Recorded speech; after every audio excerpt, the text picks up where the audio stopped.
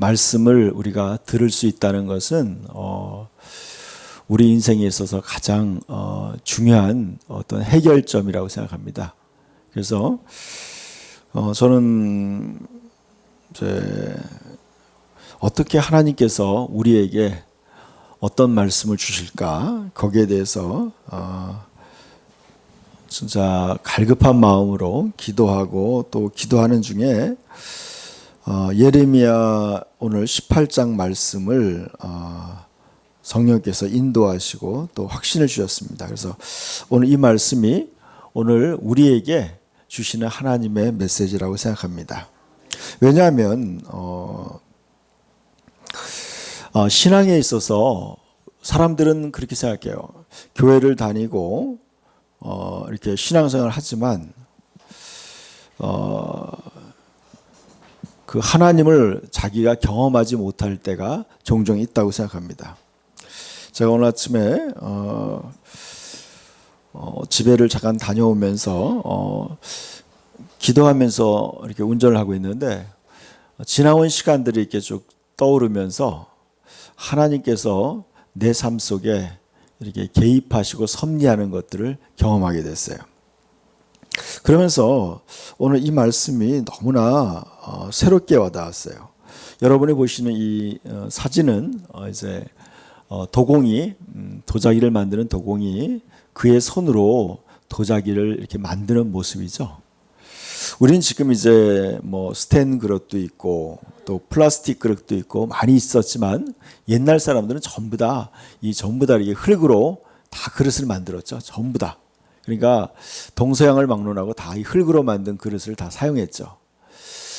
그러면서 이제 하나님께서 예레미야라는 선지자를 에게 하고 싶은 말씀이 있다고 해서 하나님께서 예레미야를 그 토기장이의 집으로 데려갔어요. 그래서 이 도공이 이 그릇을 만드는 광경을 보게 만들어요. 그때부터 하나님께서 예레미야를 통해서 말씀하시는 거예요. 오늘 하나님께서 우리에게 주신 그 주제는 바로 이거예요. 다음 말씀 보세요. 같이 읽어볼까요? 진흙이 토기장이의 손에 있음 같이 너희가 내 손에 있느니라. 다시 한번 읽어봅시다. 진흙이 토기장이의 손에 있음 같이 너희가 내 손에 있느니라. 그랬어요. 이게 바로 하나님께서 오늘 우리에게 주신 말씀이에요. 진흙이 토기장이의 손에 있음 같이 너희가 내 손에 있다. 너희가 내 손에 있느니라. 우리가 하나님 손에 지금 있다는 것입니다. 하나님 손에 우리가 있어요. 우리의 인생이 어떻게 변할지 우리가 알지 못해요. 여러분의 인생이 하나님 손에서 인도함을 받는다면 그것은 여러분이 가면 갈수록 여러분 인생이 더 좋아질 거예요. 사도 바울이 이제 복음을 전하는 시대에 로마의 황제인 글라디오가 로마에서 모든 유대인들을 추방시켰어요. 모든 유대인들을 로마에서 추방시켜서 어떤 한 부부가 이제 로마에서 추방돼서 이 고린도라는 지방으로 졸지에 이제 이민을 오게 된 거예요. 그러니까 로마에서 어느 정도 정착해서 잘 살고 있었는데 이제 로마에 어떤 유대인들의 어떤 반란이 있었던 것 같아요. 근데 그것 때문에 로마의 그 황제가 로마에 사는 모든 유대인들을 다 추방시켰어요. 그 중에 한 부부가 누구였냐면 그 아굴라라와 브리스겔라라는 사람이었어요. 그 두 사람이 한 부부가 이제 갑자기 쫓겨나서 이렇게 떠돌다가 고린도라는 지방에 오게 됐어요. 그들은 너무나 억울하고 또 갑자기 이제 삶의 터전이 완전히 바뀌어버린 거죠. 근데 거기에 그 순간에 그 시기에 하나님께서는 사도 바울을 고린도 지방에 보냈어요. 근데 사도 바울은 이제 텐트를 만드는 그런 직업을 가지고 있었어요. 근데 이 브리스겔라와 아굴라도 그러한 텐트 만드는 기술자였어요. 그래서 이 사람들이 고린도 지방에서 서로 만나서 이제 같이 텐트 만드는 일을 하기 시작했어요. 그런데 그들은 이 만남이 무슨 만남인지 그들은 몰랐어요.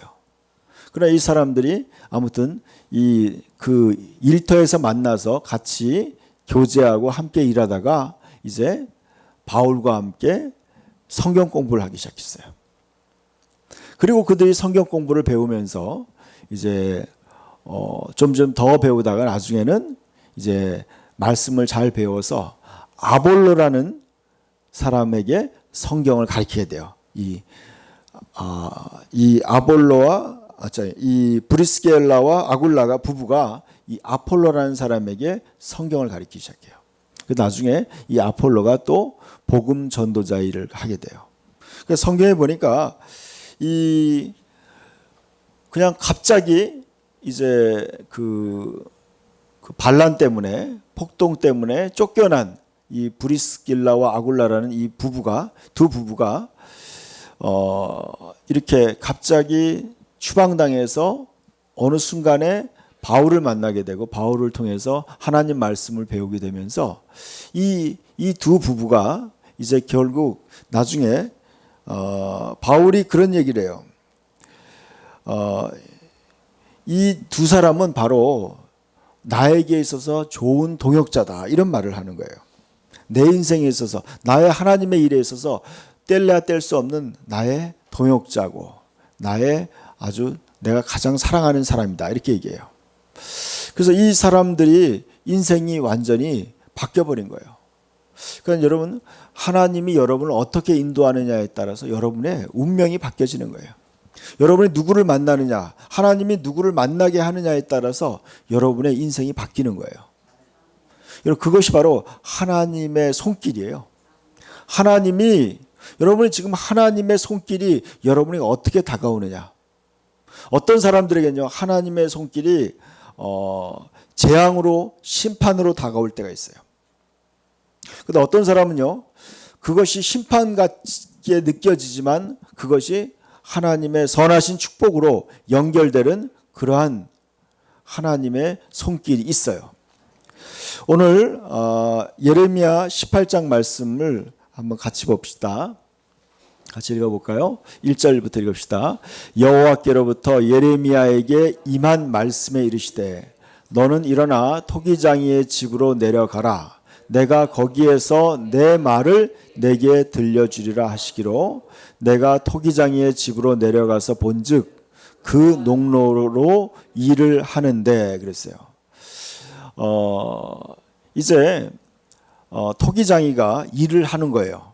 이제 흙을 가지고 그 다음 말씀도 봅시다.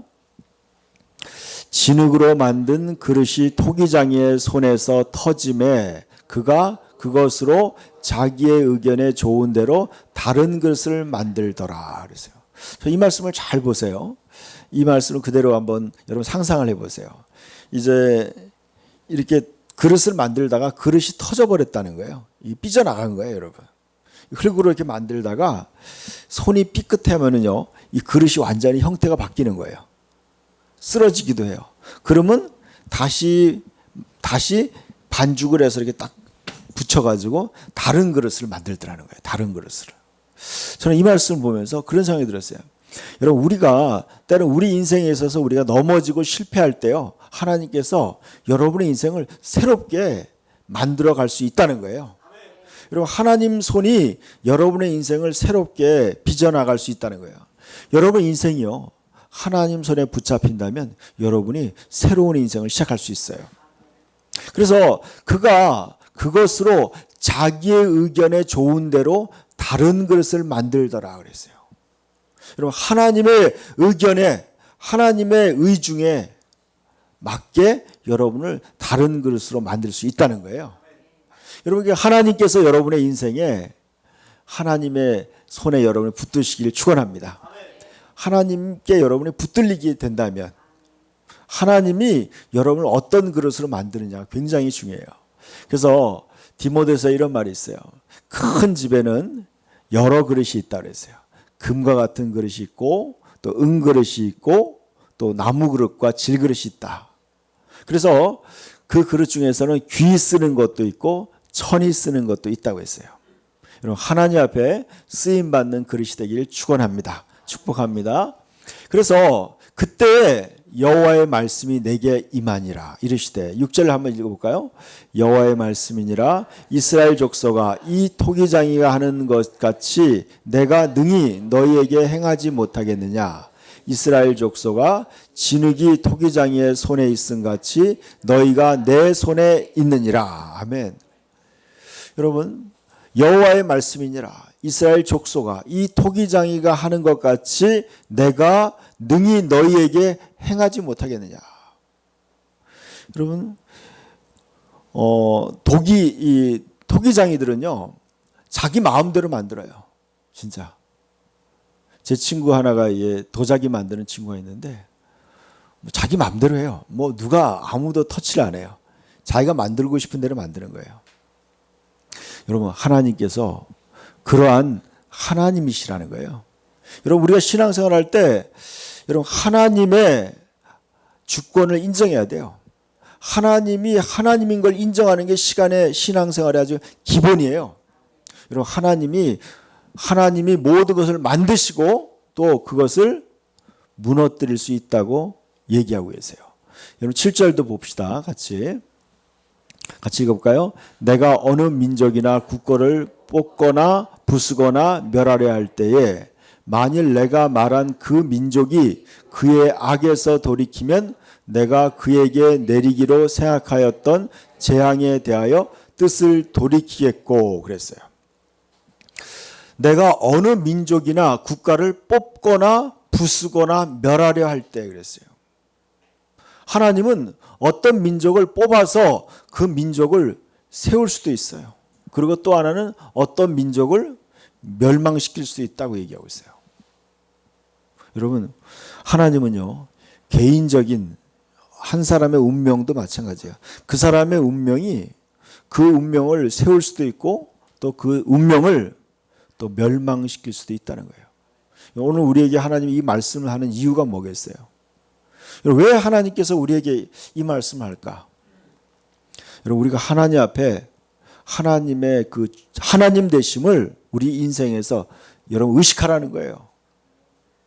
여러분, 사람이 아무리 자기가 좋은 계획을 세우고 자기 미래를 계획할지라도 여러분, 하나님이 여러분의 인생을 선택하고 여러분을 세우기로 작정해야지 여러분 그 일이 이루어지는 거예요.